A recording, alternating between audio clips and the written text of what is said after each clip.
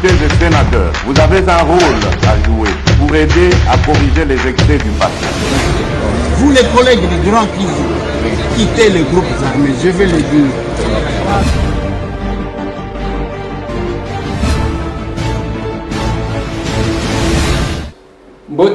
Mbote lisusu bandeko nanga, bino bandeko oyangai, masolona député, lelo tokomi mardi 10 août 2021, masolona député, mikolo kokende malembe, et pendant ces temps, on ne parle que de détournement.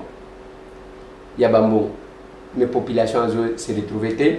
Tokolo bela détournement, na projet Tchilegelou, programme Tchilegelou, Tokolo bela détournement, na ministère, il y a formation professionnelle, où il y a une dame, et madame Antoinette Kipoulou, Oyo, Isia Falobi, qui y na conseiller na ye, ba détourner Misolokuna, Masolona député ce matin, tapon mapon, devant le parquet, près la cour constitutionnelle, Masolona député, pollution à rivière Kassai, Bande Konangai, Ndenge, rivière Kassai, ils ont pollué, Mbis et Zokufa, Batobazolia. C'est dans cette émission Bande Konanga. Et de l'autre côté à l'équateur, population, Akoboya, Chinois, Namutema Moko, Azoboya Bango Ponani, Bokolanda Awa, on veut délocaliser pour laisser l'exploitation na Chinois dans ces coins de la République. Masolo Tokobeta yango na Bande Konanga, na bandi bozama la mobisika bozali, na lingaka soki olamu kiboye, soit ozongi musala, obandi komituna na nyoso na sali lelo, ya malamu nini na sali pour les autres. Na sali nini ya malamu pona batu misusu. Soki obandi ko réfléchir ndengo wana ekozala malamu. Ndenge na ebisaki batu na lobi epananga yango wana. Ça ce sont les images oyo ya chaque matin biloko ngana liaka na tongo yango wana.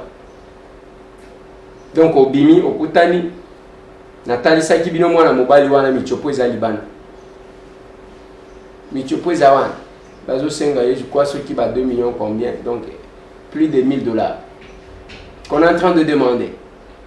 Mais cette vie là, on fait semblant. Yangonga na lobaka na batu.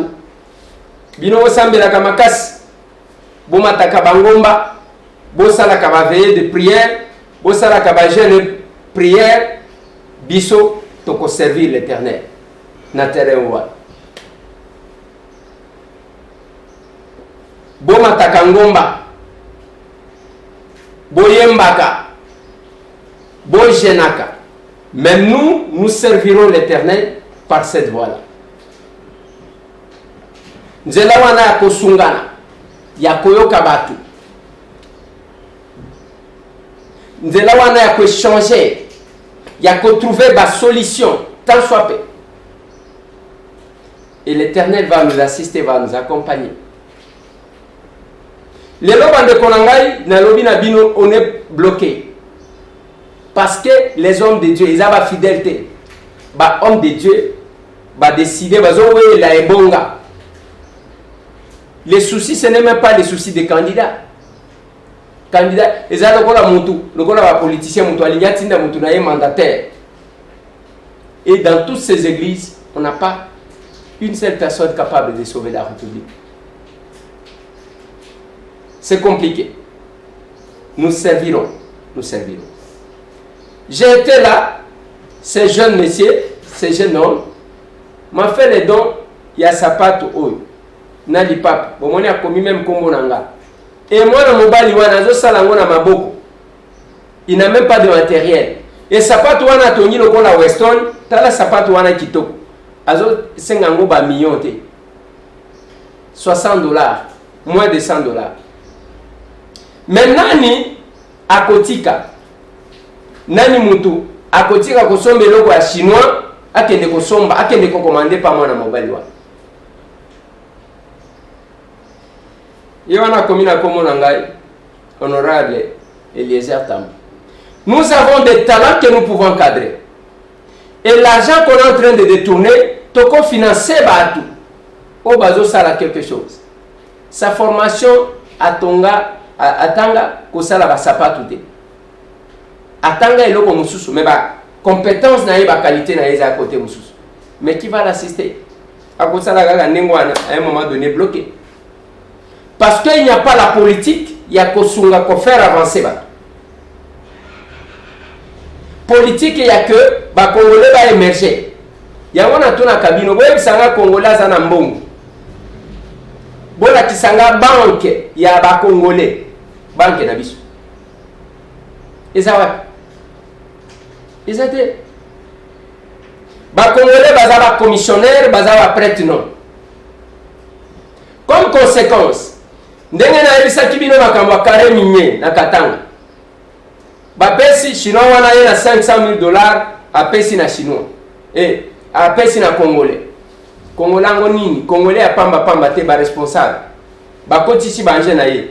Luka zwa butu mobimba ndengo lingi. Azundenga lingi. Le pays. Et aujourd'hui, bana Équateur, je veux vous faire entendre cet élément. Boyoka comment bazali ko fistiger baboyi pratique one. Suivez-moi ça. Oto sali cahier de charge. Ndeto boy. Ba chinois. Ba ye kokota. Ba exploiter biso lokola ndeko alobi wana seka ya meta ba okioza matière combien? Et puis matière bazo zwango e ko sa mosani na Congo na biso. Matière bazo zwango ekende chinois ko ya kuna pauvre akomi abwe na Congo azongi riche. Mais biso to tikali na bo pauvreté na biso. Siko bo biso to gagner nini? Yango tomoni ke tolingi te. Chinois alobi a exploiter biso non neva. Un prix si seka ya meta un siècle et demi. To boy. A délocaliser biso to boy. Chite d'exploitation na bango ba ko exploiter wapi eza wapi na mai to na mokili. To boy. Et puis ba beta biso 4 km² ko exploiter biso ba osuki la wapi. Tino tozo boya chinois ata soki bo baza kuna mosika nde ba oteka biso mais biso sur place awa tolobi liambe eza ya koteka te. Bongo te bandeko. To boy ata ba ko convaincre biso na nini papa to boy bolobela biso yango solo. Soki ba kokota solo bokoyoka ke population ya liambe makila etangi. Po to kotangisa makila solo to kondima te ke ba délocaliser biso ba tinda biso bisika mosu population loko komia. Alors okomi nde bato baza na zamba. Or soki programme penze zalaki ke honorable Faustin Toengaka kokomawa public yango yote. Ekende wapi? Liambe 1 liambe 2 to kende wapi?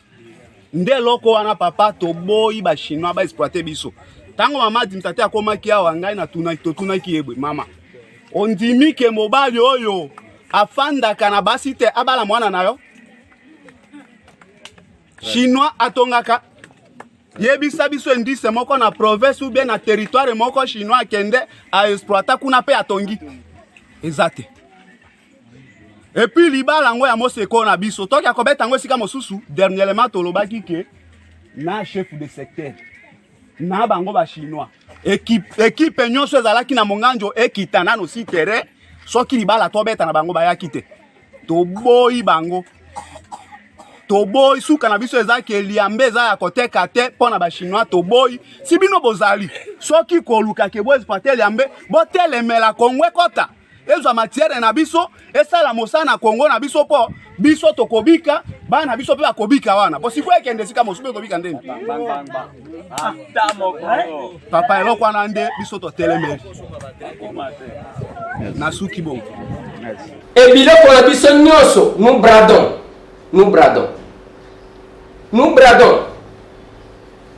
naloba na bino ba péage eza na Congo awa nzela kasumale sa péage nzela Kolwezi ya Likasi Kolwezi péage mais kende siko où est-ce qu'on a grandi la route avec tout ce qu'il y a comme moyen péage yango moko wapi basalelo kwa malonga parce que ce sont les Chinois société de péage au Congo ezaya ba chinois. Il y a seulement quelques Congolais bateau à Makassi nde baza na bango kuna bango bakoma lokola ba commissionnaire na bango ezaya ba chinois. Il faut entrer combien par mois? Qui contrôle ça? Monsieur l'IGF, tout ça la pose à comment on appelle clair côté wana. Mais ceux qui balongo kuna tozo kende nani akosunga chef de l'État? Tout le monde va commissionnaire. Les gens nommés par ordonnance présidentielle. Mais va servir ba intérêt là-bas. Mais ba intérêt na bango na va servir en goma parce que ça se tourne contre celui qui les a nommés. Tozo le bela projet Tilégé. Qu'est-ce qui s'est passé? Naki Bado, inspecteur Moko a tweeté à contredire lettre. Nalobi, qu'est-ce qui est officiel? C'est la lettre d'Alingete ou bien c'est le tweet d'un individu. Et tant que ceux qui m'ont écrit, ils ont gâté. Depuis Tobani Batio, Nana Monipe Mouzouazongi cité. Suivez-moi ce que Georges Kapiamba dit à propos, il y a détournement et à Mongoua.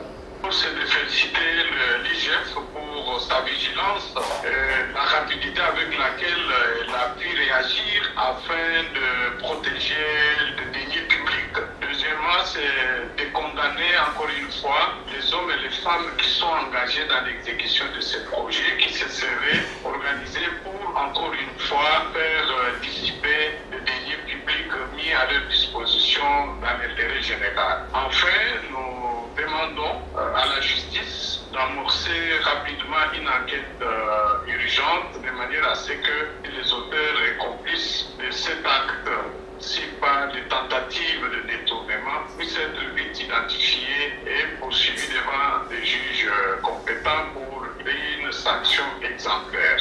Et cette suspension va bloquer le rythme des travaux. Il n'y a pas grand-chose qui a été fait sur le terrain. C'est la raison pour laquelle nous saluons cette suspension, parce que si elle n'était pas intervenue, c'est l'ensemble des fonds débloqués au nom et pour le compte du Trésor public qui allait se volatiliser. Voilà. Wana maître Georges Kapiamba bazo sorolana Eric Ambago. Donc, IGF Anobi va débourser déjà 13 millions de dollars. Mais Moussala Malongé Zomonanate. Bande Konanga, Nalingi quand même to réfléchir tout le Bamakambo. Nalingi to réfléchir tout le Bamakambo. Les chefs de l'État, Félix Antoine Tshisekedi, se déplacent. Ake a lancé des travaux. Yémo. Avant du tapis rouge, bien. Population gagne béton. Accueilli à vendre, à inaugurer, vous les faites monter sur un tracteur. Mais ils quittent, mais ça les autres ambulatés. Qu'est-ce que les gens font? Il y a contraste entre Mbongo Babimisi et niveau d'exécution. Tant que les autres la Moussala, aux autres Moussala, ils ont mis Malongate, mais Mbongo s'est mis déjà ibé. Ils le font avec la complicité de qui? Parce qu'aujourd'hui, oui, c'est Greg 7 qui exécute ces travaux-là. Balobi est la ligne budgétaire, ligne de crédit plutôt, obtenue par Greg 7. Tous ces économistes qui sont avec le chef de l'État, ils sont incapables de collander la Koyeba. Le nom Gilles Alingete a commis le col à Yemoko, alors que Gilles, c'est juste un technicien, il n'est pas de l'UDPS. Juste un technicien. Les gens comme IGF. Si vous avez la présidence, na ba gouvernement. Il y a bien les wapi. Beaucoup découvrir wapi un jour. Et le chef de l'État doit être entouré de gens qui consomment l'argent de l'État à tous les niveaux. Logés par l'État. Ils se promènent en voiture, il y a l'État. Carburant, il y a l'État. Bazo Foutabango. Mais ils ne servent pas la République. Bande Konanga, j'ai très mal au cœur quand nous essayons de parler, Tozolo Banabiso, mais quand même, c'est grave. Au gouvernement Yabawario, la population congolaise, n'allez pas comprendre une chose, la pression que vous avez faite. C'est tout bien Bande Konabiso Wawe ou Amisus. pression bosala kibiso awa tozoboya ko investir gouvernement. Moi j'ai été menacé par vous. Boya nanda kunanga ko menacer nga. Boya na palais du peuple kozelanga Eliezer yewana ye. De menaces pour ko investir ce gouvernement. Pour la nini lele bozo bimate. Mbongo ya chile jelo yango wana ba détourner. Bino ba to bo prétenda ka kolinga Félix ko leka batu nyonso. Mbongo ya chile jelo. To boni bilote ya yango mususu oyo balobi ya ministre Antoinette Kipour, il y a formation professionnelle. Tout le monde binoté. Vous attendez, nous sommes là, ceux qui améliorent les sociales et la peuple. Il y a un ok. Mais on va vous bomber les événements. Balobi nationalité, congolité. Balobi d'autres. On vous distrait, peuple congolais. Mais pendant que vous êtes distrait, mbongo oya bino oyo koti ko améliorer social ezokende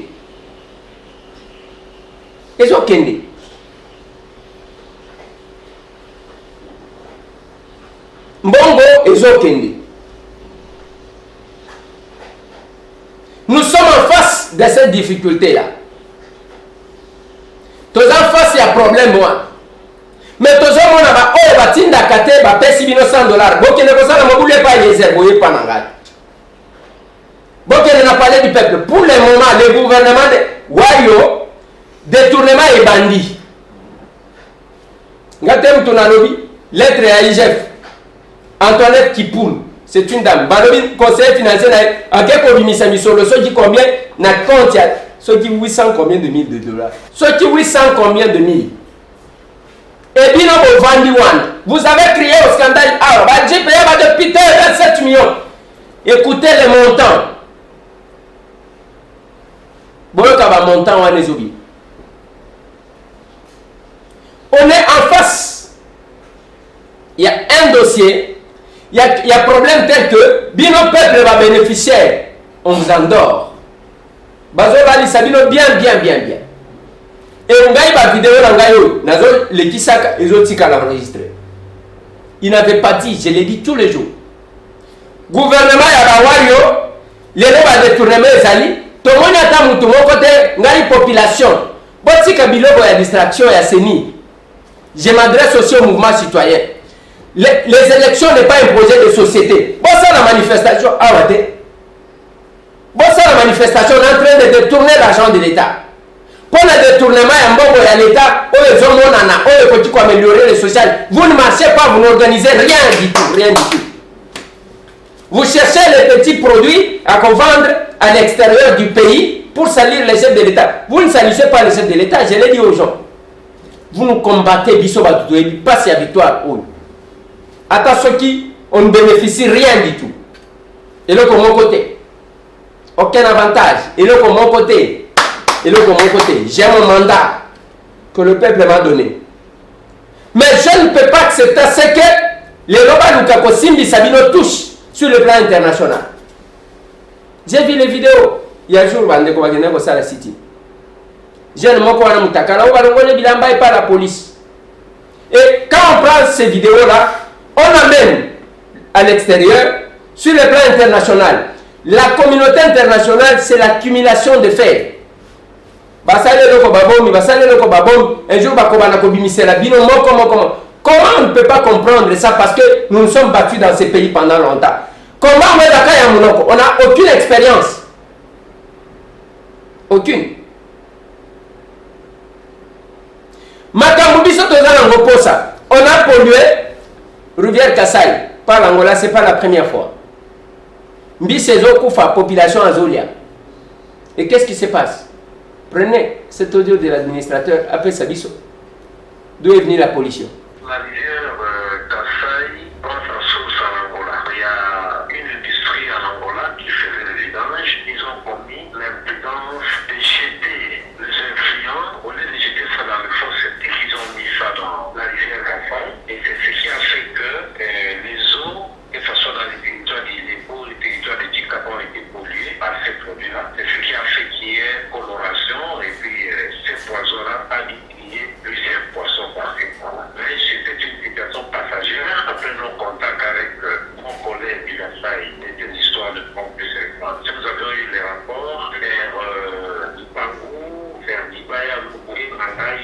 On a vu cette coloration-là de l'eau et nous demandons à la population de ne pas s'abstenir un peu à utiliser ces eaux en expliquant, ne pas aussi utiliser ces poissons-là parce que nous ne savons pas quel est vraiment le type de poisson qui a été inoculé dans ce temps. Oui, ils doivent s'abstenir de la pêche parce que ne pas prendre le poisson qui sont morts ou qui sont tués à partir de ce poisson-là parce que ça risque d'avoir des impacts des êtres humains. Voilà. Bazui produit wana va vider dans une société, pas une société industrielle, bachango na mai. Wana administrateur azolo bake basale la mai wana te baya mbishi wana te. Yebisanga ina lwebwango. Bazana mai nini? Mai ebimaka na robinet. Mai yango wana. Eba mbisi batu bazokufa. Pona opekisa mutu koloba na ye olia mbisi wana te mutu akozwa kaka okenda kolia parce que azana nzala. Biso to kolia ba déchets. Pendant que des millions tango bazo détourner. Tout ce qu'on dit comme millions détournés. Et qu'on s'en nzela te, et qu'on améliorer te, biloko akolia banda komima. To circuler librement parce que tango batu bazali ko se déplacer, il y a une possibilité. Na loba kanabino kende na kitanda, kende na kabongo, okuta ba masango zo pola. Il n'y a pas moyen de les évacuer. SNCC Koufanang. Très tard, on a eu les sous-soutés. Toza Nanzelate, Toza Naraite, Toza na compagnie d'aviation Yamalongate. Nous sommes dans un pays où on parle que Yokende pose problème. Le pays n'a pas d'argent. Zembo Yangoan. Si on va au bazo Kanga, Bani Bakanini.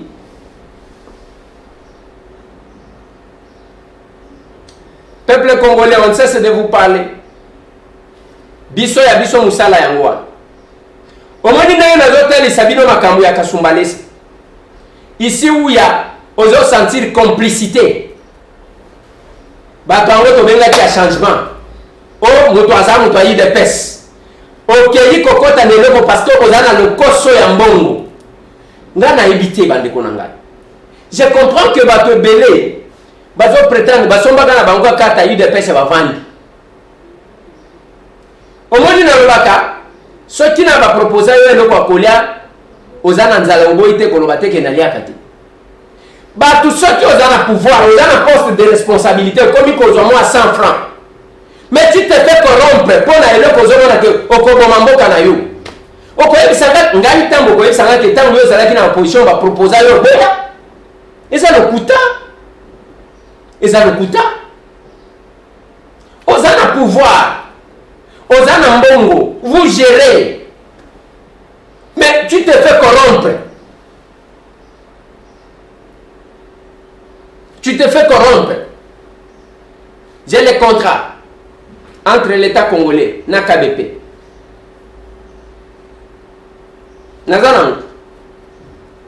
J'attends les moments opportuns. J'ai toute une documentation comme ça. Et depuis hier, j'ai commencé à travailler avec mes collègues.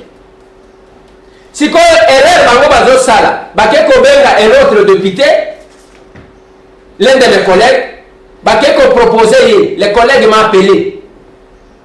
Bilo, boko simba touche, avancez. Avancez. Vous pensez que Tozaka hémicycle one. Les gens qui ont été contactés pour la Kolobana Bango va marcher à contre-courant contre un gars. Parce que j'ai dénoncé ça, ils m'ont informé. Et nous mènerons la démarche. Même si aujourd'hui, beaucoup sont faibles, parce que ma faible va s'engager, aujourd'hui faible. Donc on s'affronte dans cet hémicycle.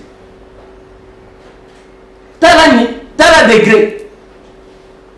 Et ce qui m'étonne, KBP va contacter, c'est quelqu'un de l'UDPS qui va appeler la même personne, à se faire croire que non, voilà, et le Kowana Tolingito pour que tu ça va combattre Moussal. Yoka Sony place aux Awa.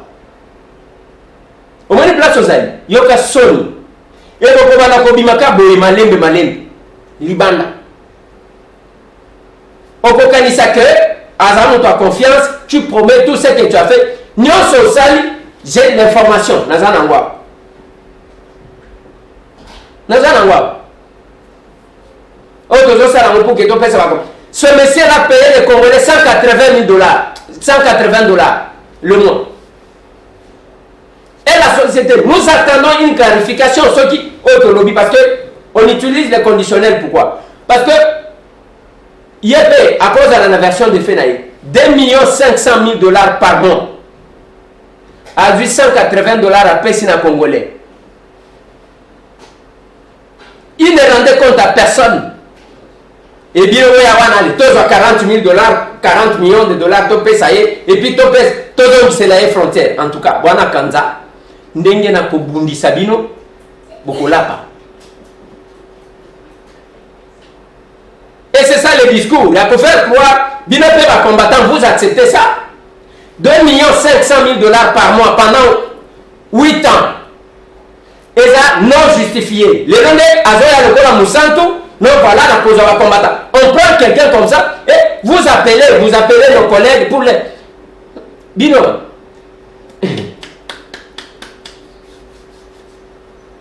C'est ça compliqué. Matata pose un Kendaki, l'obé a Kendaki n'a pas que, selon la information tout de suite, à Sambakite va identifier Kaka, à l'obé qui état de santé n'a pas malamouté, et selon le programme, bientôt là, le dossier sera fixé devant la Cour constitutionnelle pour que Akoka Sam, mais Kendaki, à se présenter, va identifier et on attend la suite. On attend la suite de ces dossiers-là. Masolona de Pité, Bande Konangai, na ligne suki sana dossier à Seni. Dossier à Seni, le pays est bloqué parce que Batata a moli mon balingité. Mais la difficulté, la conséquence, c'est que les politiques vont désigner Batunyoso. C'est ce qu'ils ne comprennent pas. Pour la poste, moi, comme vous avez au Canada, si vous avez une dépolitisation, Batunyoso va payer Sibin. De vous avez au Canada. Batunyoso va payer Sibin. De vous avez au Canada. Bino, vous avez gérer. Batiréellement, biso to komi gérer. C'est le président Bosonda Bandigo. Ce qui est simbité, commission paritaire mixte. Et kuna tokotala, est-ce que ça parmi les candidats, binobo présélectionnaki, est-ce que tu peux réouvrir et puis on va désigner. Et ça sonne à degré haut aux alliés. Et les saluts, Yamboka Oyo, Yekouta. Ce n'est pas parce que quelqu'un a ouvert la Bible hein, qu'il est homme de Dieu. Awa, F. Bazaïba, a suspendu pasteur. Orazaki na ICSN. Bazo reproché détournement de plus de 20 millions de dollars. Bazo jouir na présomption d'innocence nae. Mais quand même, Ndegezo Bimawan, pasteur Cosma, Nin, au plus de 20 millions de dollars détournés. Ils ont sonné ma bête. Si vous avez mis tout dans la kokota lola, c'est là que je vous dis, bino kende ngomba, bokende ba veiller, bosala ba jeûne et prière, nous servirons l'Éternel dans les actes, dans les actions.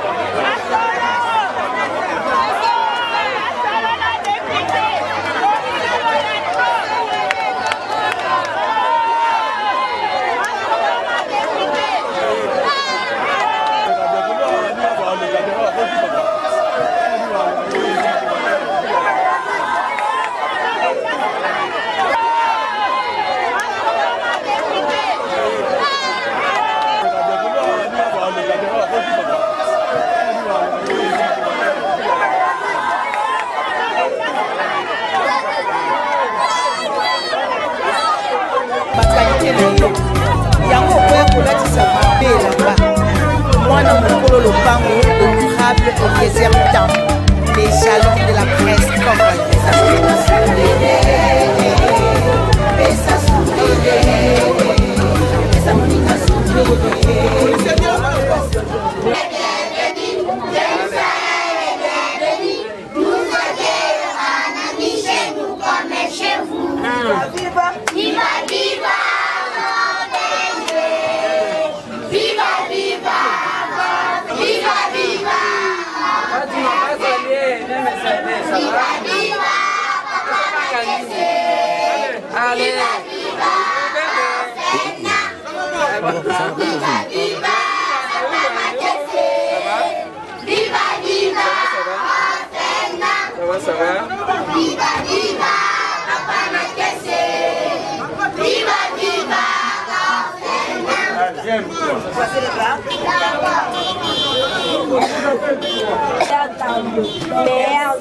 Soyez les bienvenus chez nous dans notre centre orphelinat Les Bons Bergers. Merci.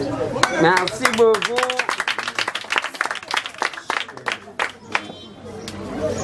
Donnez. Ok. Ça va ma chérie? Merci, comment t'appelles? Naomi. Ça va très bien.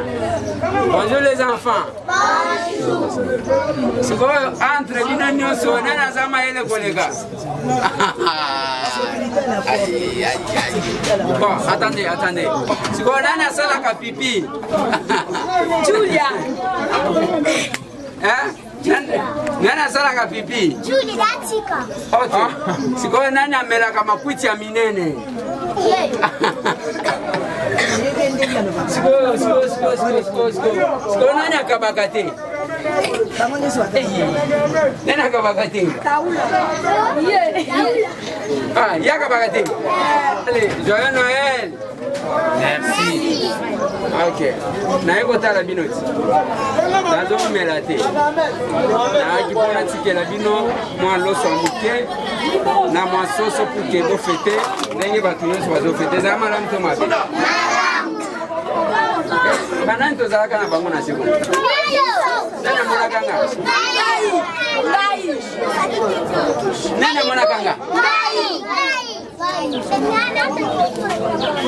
Bomonaka nga? Tosololaka na bino? Boyebisaka nayelaka bino nini? Biscuits, sac à dos, biscuits, plasma. Bien prendre. Ah, est-ce que vous savez la télévision? C'est ça. Ok, nana mona, tout qui. Oh, mais la comment akaya kala? Vous savez la nini?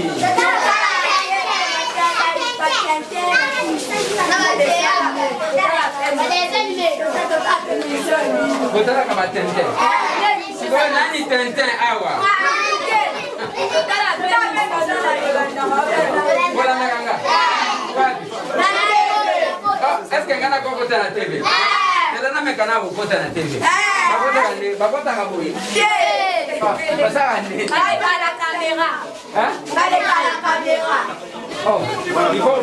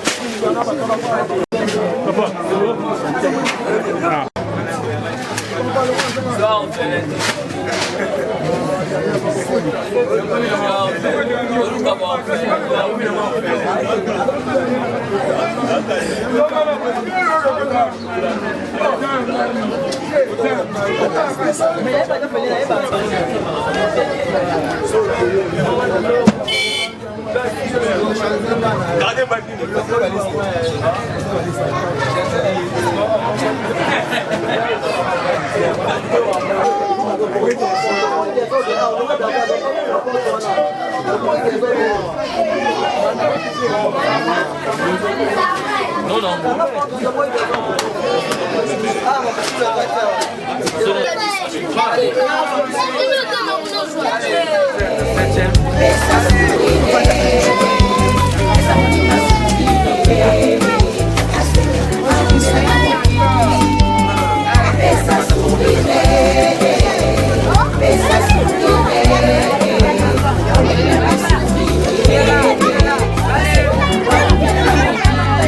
Dans le souci de venir en aide à la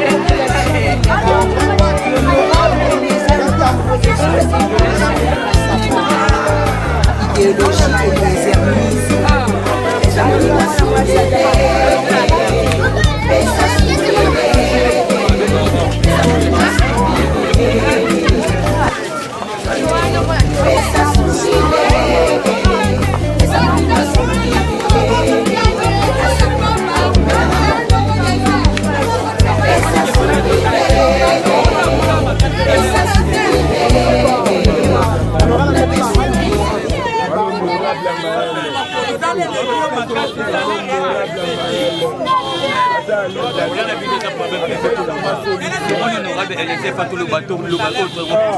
on a besoin d'un bon moteur, on a besoin de développement la quartier. Parce que tant que monde est pour faire tout la faute, est-ce que vous retournez au monde?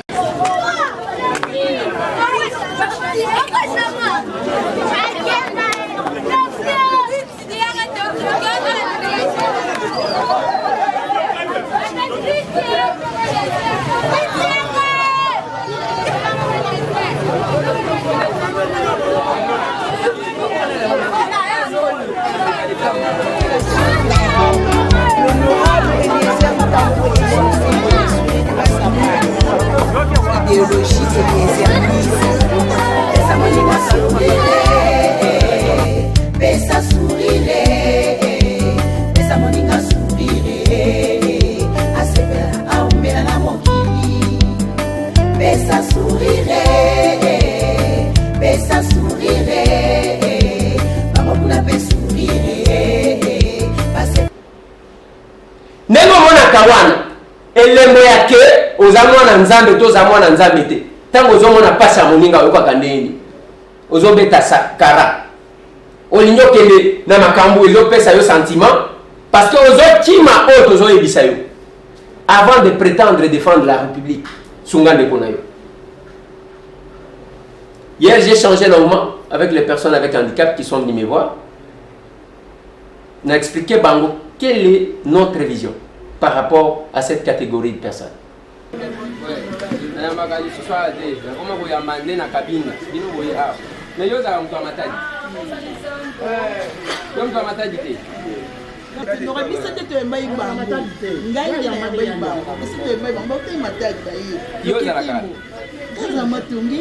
Yo na kuta yo kozala ki na groupe ke bouta ki matadi na pesa kabino transport. Nikambo lobi na yebi yango tene na lobi no. Loketembo. Mbai bandika pe mo bauta matadi. Loketembo Jean Loketembo nandi ndiko lobse mo ya mwasi bana pe kovanda kuna malongwa. C'est kina banda kovanda na matadi. Bazala ki combien? Batu bauta matadi bazali 4. Mwasi moko mibali mibale. Baza petit le na matadi. Bazala ka awa. Loketembo aza munene boyeno. Amunene makasi. Ok. Problème na bino ezali. Chef de délégation. Na yo handicapé. Handicapé. Naza pété. Oh protège. Ok. Problème est comme on est honorable. Ils sont tous handicapés à Beach. Ça fait au moins 10 ans. Tout ça la kamusala té. Nyonso balobaka bandikape basalaka na biti basalaka safo moins 10 ans tosalaka mosala te. Siko cause nini ememi biso na makambo tozosala mosala te. Toza na comité moko oyo ezokoka ko défendre ba intérêt na biso vis-à-vis na ba autorité à l'état te. Alors tout le monde que 10 ans wana assemblée générale esalamaka te, élection esalamaka te, c'est-à-dire na président ezaki en place mandat eza lisusu te. Alors, tout ça, la réclamation auprès de maman ministre délégué 4 fois. Tout comité lobby, biso to lingi to s'organiser na bichingobila, to lingi comité sous-souté. Asali manœuvre, azongi sika ka comité wana. bala liboso bala mibale bala misato to moni que non ya zozongisa kana biso na comité wana zozongisa biso kaka 4e fois to bitu ko kende soute puisque liberté des associations et loi 004 pesi liberté des associations et d'ailleurs le ministre a géré ba association te ye musala na ye o ba pesa yeze ya ko gérer biso un peu rapidement parce que na alors pour ça na biso ezake to benga ki ba membre nyonso to sala élection to poni président et juste na kati na assemblée tozo sa to pona président to mona tindi ba conseiller na ye tango to poni président ministre alobi bon mais m'a dit personne n'est pas na ye président ko makuna o yakana bato 5 délégations alors samedi comme ça to ebandenge akwara to koma samedi élection biso to poni moto ministre aboyi alobi négatif moto bino bopone akosala te kaka bato ya za ko positionner o biso to boyi yango biso to yaki komona yo attaque mulu pona mes gestion bazoye ba personne avec handicap to pesa ki bango mandat mais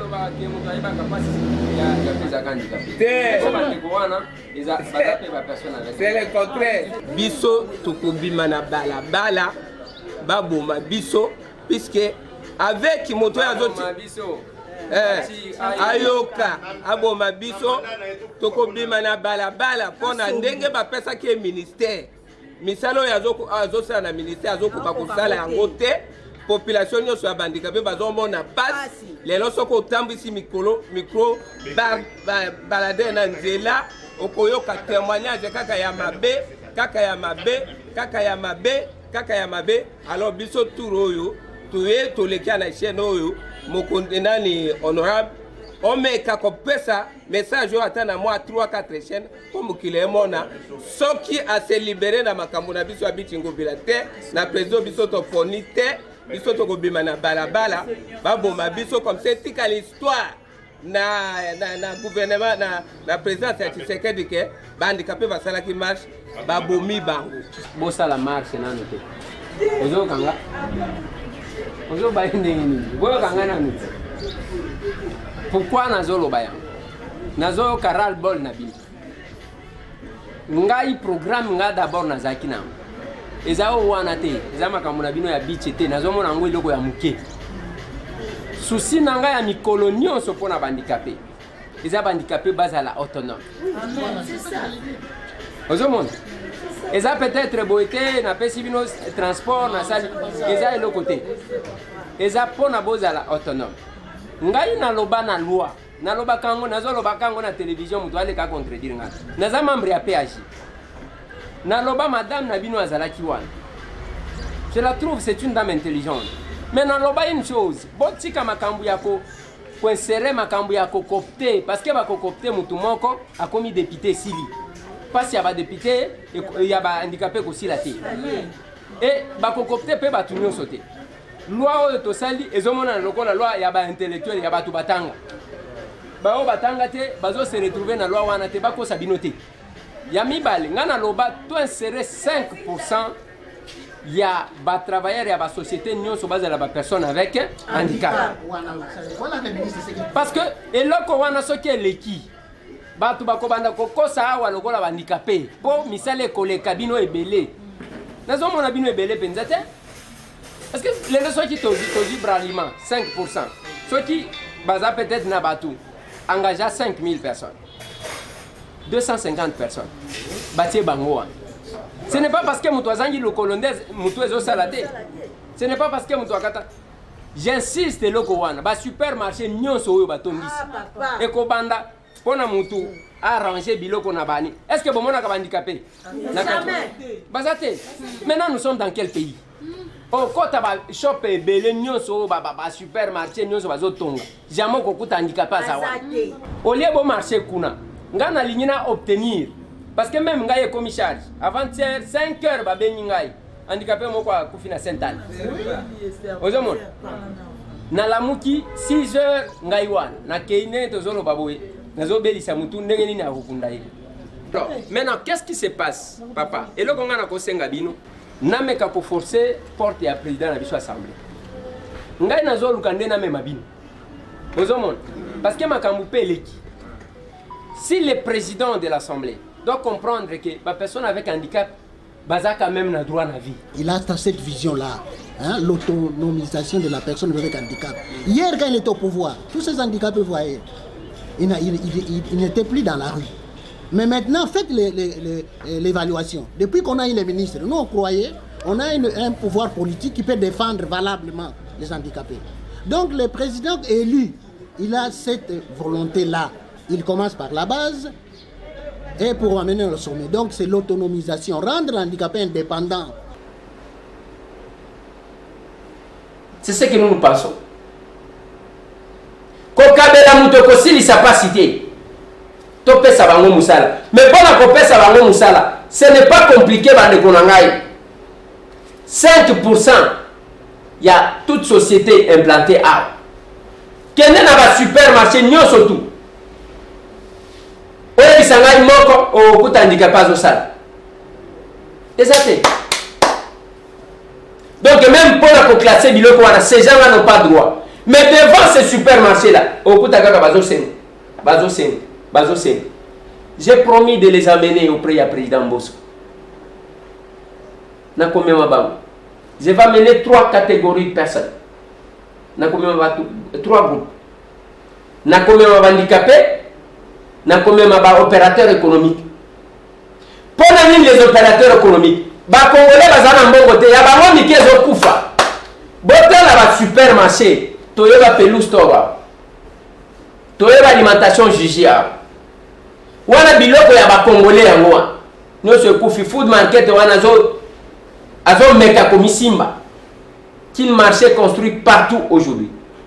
La conséquence c'est que mutu azana boutique na ya coin. Akoyi parce que mutu akosomba te pour kende atana 2000 francs, mieux voir kende kosomba na kin marché. Ba supermarché à ba Congolais okufa ezo kende. Ba Congolais bakangi bango singa.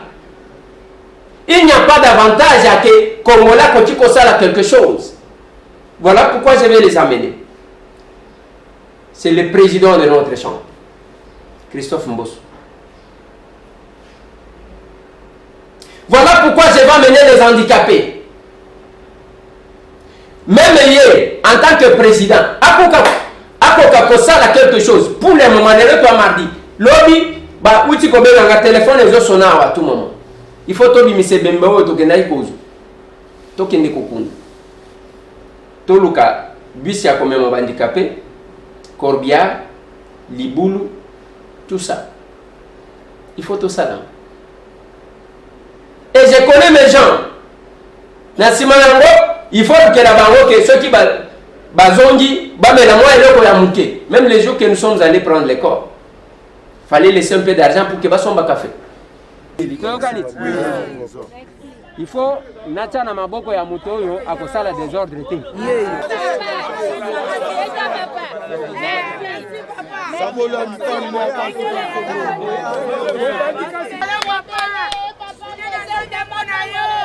Papa nangayo sungango naza komema papa ali na mukongo lelo longola kinga maumbu papa Eliezer tokendaki na ire nasalaki nga eloko te talokabelaki nga velo yango oyo papa simba bengele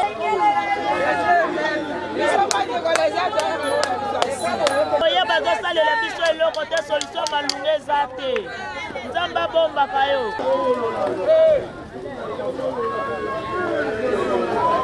Mais si l'État, bozali kosunga bisote, c'est nous. Muntu mususu azakuna ataba policier ataba militaire batu bakotaka te akosentir force te akosentir charge auto sentir te. Nous sommes révoltés parce que nous sentons la charge. À un moment donné, on a commencé qu'il a démissionné dans la tika qui d'hôpital.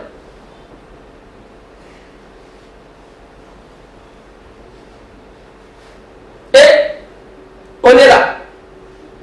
Les hommes de Dieu va kokaki biloko ya commencer yangoa biloko ya kotambolela yangoa problème a seni l'organisation des élections za pour la peuple à la malam mais il y a mike yangoyo tozo sentir ata mutu moko te mais biso ba descendre sur terrain on le fera. Papa est léger. na match na stade na kolanda émission na ye na banda ko préférer mingi na zela ye on bien voilà c'est balambi pondu na réalité c'est que ah muta quand mutu muno kwa aza le photo solo biso nyoso oh lembi okei to ya ki c'était là là on le connaît papa bien dans la déco OK zela ko banda na nzela matadi il fallait les gâtis pompage. OK. Or, ce que outil pompage et outil matadi boye, ne sali pompage boye. Na yebite ngambo batu bazalaka ou bien bazalaka te. Ngambo.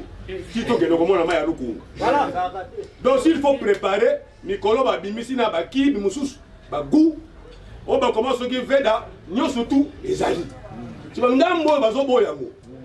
C'est que kobanda awa na zango yo tipo mona maya lukunga ozomona banteni ya baradio baradio na bino c'est que bisope na lo na zongi na ba biso ba handicapé en tout cas franchement parlant na longo ce côté parce que na moko na za koko omoni wana bafandi wana soto te biso misa to kota na camion moko babengi biso badi bamiyibi bafote ndenge basimbi kaka babeki bakobenga biso bafort te or makambo tokinda ko voter papa les nde yango partout tozomona batransco donc toza sauvé peut-être soko continue na transco wana moyo futa 500 yebisa biso l'état futa biso nini alors toza batu lokola batu nyonso naza agent office de route biso toza habilité te ya kosala nzela oyo na office de route parce que soki office de route eza kosala nzela oyo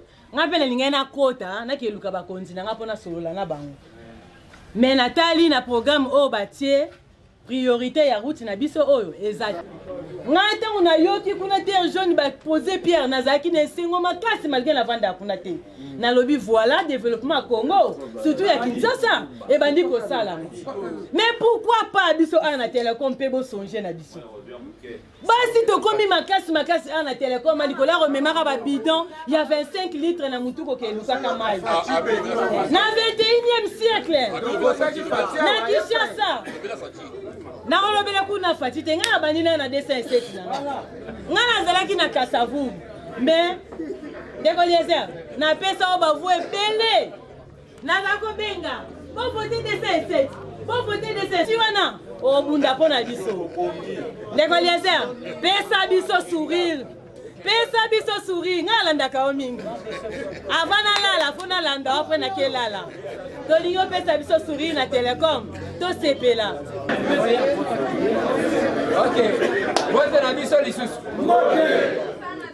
nalingi na répondre muke bien que nalingaki ko répondre te omoni ndenge toali awa biso toza ba représentant na bino toza ba chef na bino te tozoka na malamu bakonzi na biso ezali bino soki bokosala biso ba remarque ça ne sert à rien de beaucoup se justifier tokani malamu mais pour nous éviter que tout tika moi flou to komeka ko éclairer bino moi muke parce que Nathalie Sagabatu une chose ezana batu bazalaka na lokoso ya pouvoir ezana batu bazalaka na bolingo ya pouvoir biso tozo salela pouvoir ya bolingo tokani malamu na ko démontrer bino ya. Je vois quelques personnes avec handicap. Alors, là, il a lancé l'opération Pesa Moninga Souri. Maman Lobaki. Tangu pandémie et bandi. Parce que tu as une difficulté et une discrimination. Il y a ceux qui ont moni mutu abota mwana avec handicap et mutu asala masumu. Ceux qui ont moni mutu avec handicap et mutu amabe. Bao batangaka. Ceux qui ont parmi les personnes avec handicap, ils sont combattants. Tous les gens bien.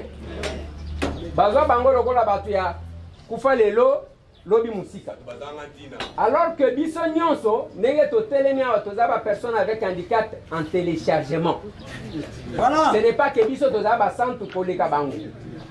Oko bima wana moto kwei lokolo ekatani okomi nani handicapé physique nzela Congo central oyo ecrée bandicapé boye papa alobeli makambo ya bato ya bamoto basengaka ye cher je me suis dit bandicapé na mboka na biso bavivaka na kosenga na babar pandémie yeye bakovivre ndenge na bandi pesa moninga sourire je referme la parenthèse tozokende na ba réponse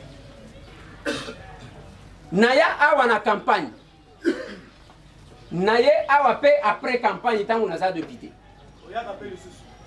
nalingaki quand même bon reconnaître que tango bozoloba conseiller principal ya chef de l'état ya monsieur tango mutu abemaka ye wana bolobi te bolobi lokola bino nde mutu bomemaka ye tozoyoka na malamu tango bozali komanifeste masasi ekobeta awa bobengani burumestre nalongwaka musika na ye mbangu parce que bobengaka nga boye te tozalaka quand même moins honnête na makambo. Deuxième élément, lelo programme ya nzela oyo eza retenu na OVD eza effort ya monsieur Tambo qui vous parle mutu akocontribire nga asati nalingi nalobela makambo ya chilejelu po comprendre tango tozoloba makambo lancement ya travaux par les chefs de l'état na terre jaune eza synonyme ya koloba teke nyonso esuki kuna et je vais vous donner un exemple chilejelu le programme ya chilejelu kosala 28 mois na Kinshasa. Ce n'est pas que babandi lelo et silika ka lelo. Bino bozana urgence parce que banda ko ezosala nini ezoke. Tozoka na malam. Et chilejelu na ba province kosala 36 mois.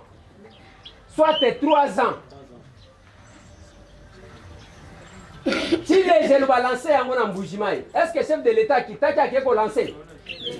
Parce que ce n'est pas que et d'ailleurs na programme ya chilejelu biso na lukunga awa tozana banzela ebele koleka na changu l'honorable Kalongela aye boko tangela ngai 10 députés bazolo bana parlement soki tambo azate 10 botangela nga pour que boloba que to vota mutu oyo azosala le côté na lobi 10 toza 500 botanga kaka 1 2 3 4 5 6 7 8 9 10 o baleki mais c'est tambo botinda bolobake azo sale le côté bokotanga bangote.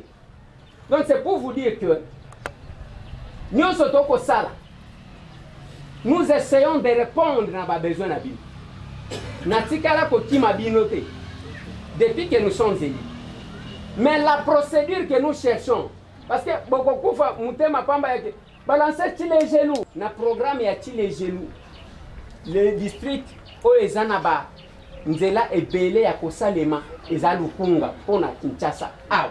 Tout ce que je peux vous dire mama nanga obebisate tango votakinga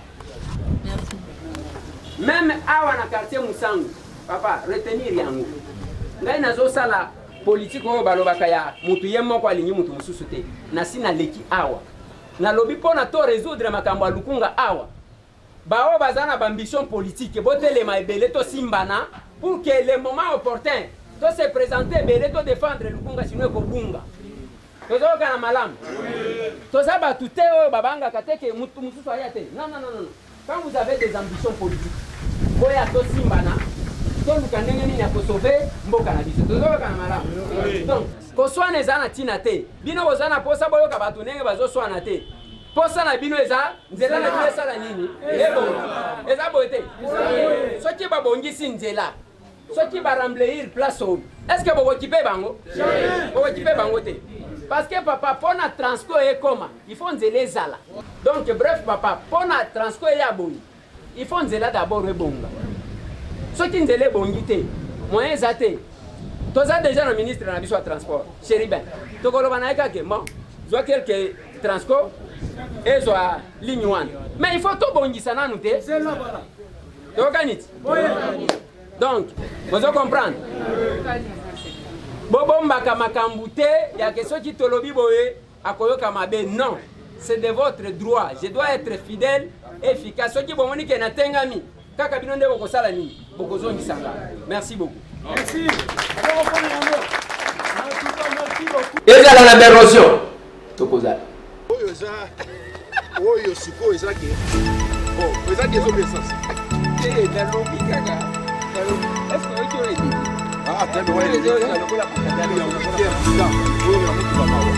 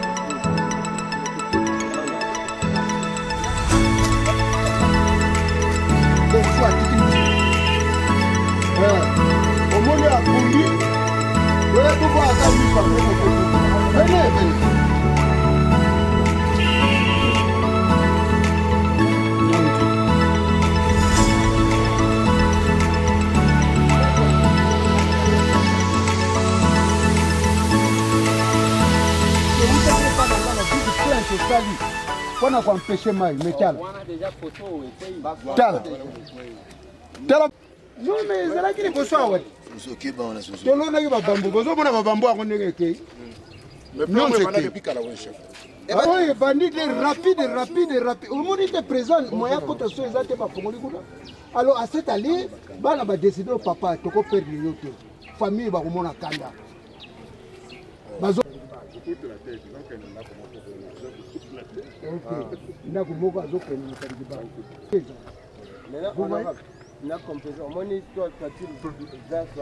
Problème, il faut. C'est la midi, moi, battu. Talaba, courant, tu vois qu'il n'y a pas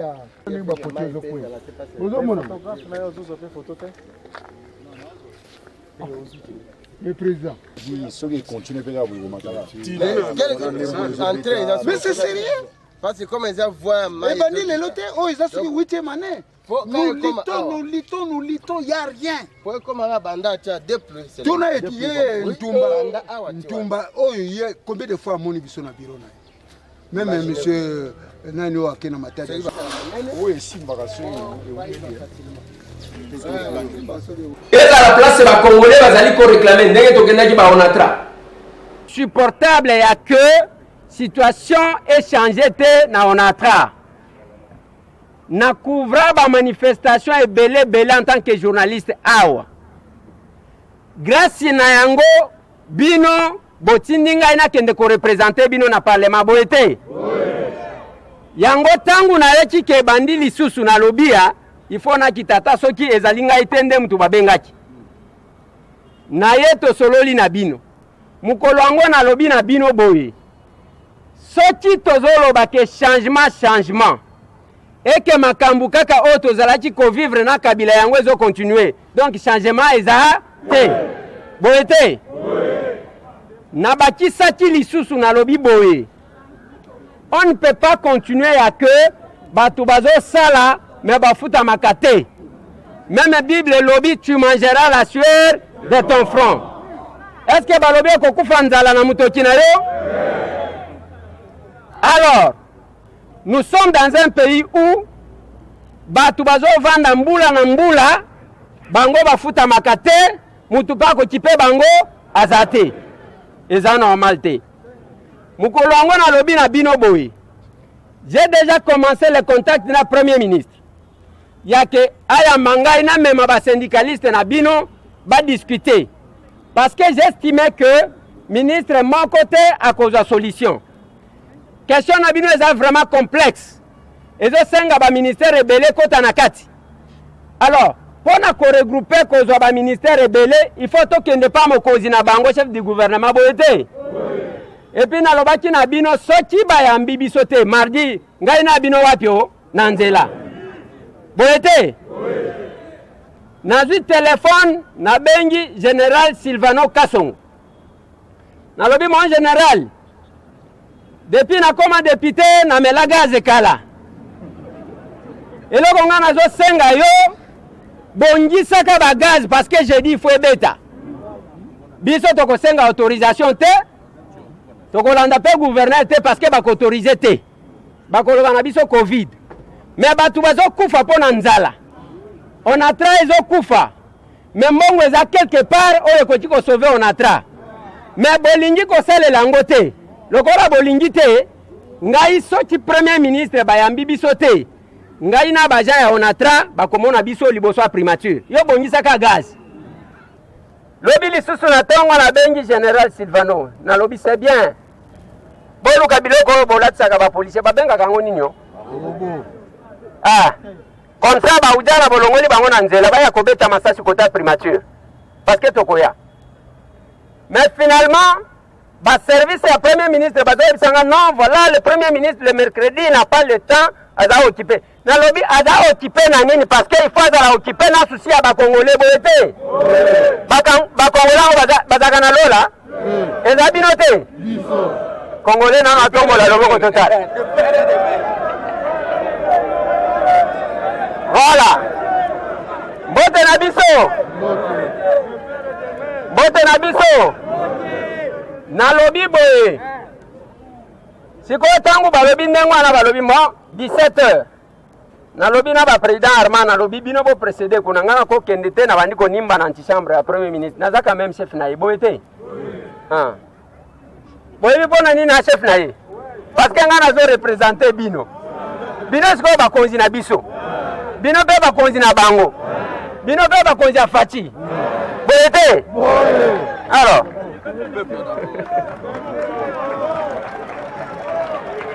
alors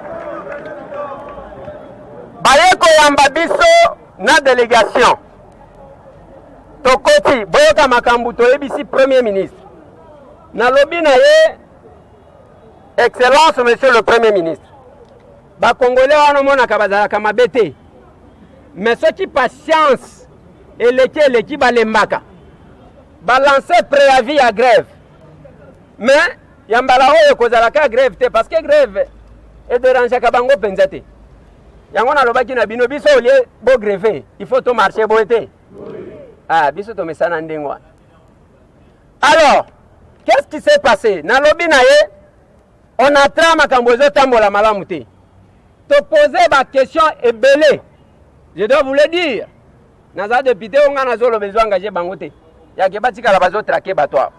Soki balingi ba traquer ngai. Na lobby na premier ministre boy.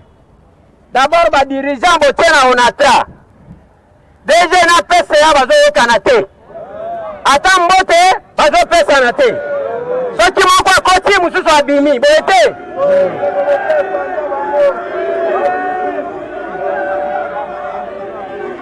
Boyo gangai. Bote na biso. Est-ce que wana zalika bakobomba? Nana bosani ke PCA na DG bazo konate. Alors, boyo ganga. Na lobi likambu wana ngai, ngande mtu na lobi.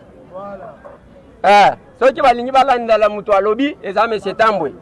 Na longola chapeau ngai ngande mtu na lobi. Yami balé. Na lobby, il y a une possibilité ya korelever onatra. Ba oyo ba koti ko kende retraite ba ko kende avec honneur. Nazo ebisabino. Ngai tangu tozo kola. Batu bazalaki ko luka retraite. Pona nini? Parce que ba ko pesa mutu condition ya ko vivre ti akokufa. Okomona mutu ake même na mboka na ye azana mutuka ndeku kitoko mbongo mutu azo vivre boyete. Mais ce n'est plus le cas. Pona batu bakende na retraite. Mbongo ezali. na banque oyo basi bayokanaki 207 millions boete. Il suffit seulement que bopesa go pour que bazwa mbongo wana. Et mbongo wana ko permettre à ce que batu bafutama. Mbongo wana ko permettre que ba travailler na ba port, ba maintenance, biloko ebele et ko résoudre na mbongo wana. Boete. Ezala ko kende ko kutana na bakonzi. Ministre ayi tepe to kutana.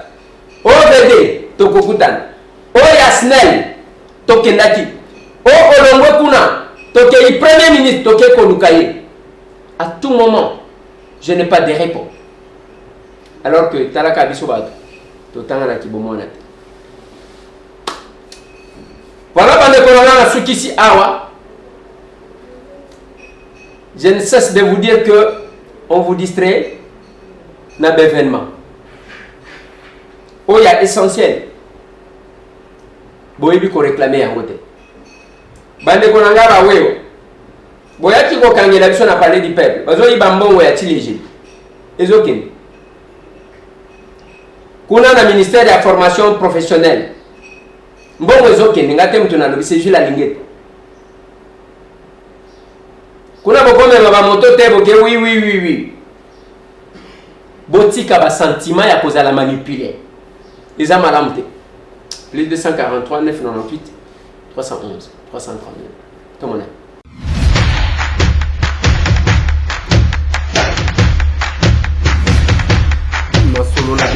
Honorables députés et sénateurs, vous avez un rôle à jouer pour aider à corriger les excès du passé.